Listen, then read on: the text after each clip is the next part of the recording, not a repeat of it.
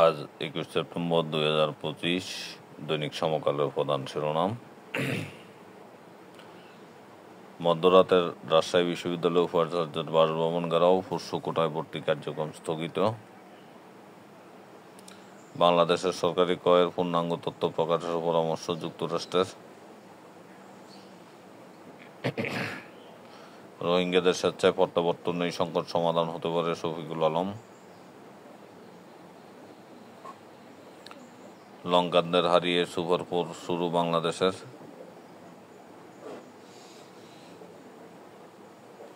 হাজার কোটি টাকার মালিকরা এখন দৌড়ে বেড়াচ্ছেন অর্থ উপদেষ্টা। অন্তর্বর্তী সরকারের ব্যর্থতার দায় নিতে হচ্ছে এনসিপিকে, হাসনাত আবদুল্লাহ। দুর্গাপূজায় 29 জেলাকে ঝুঁকিপূর্ণ চিহ্নিত করল সম্প্রীতি যাত্রা।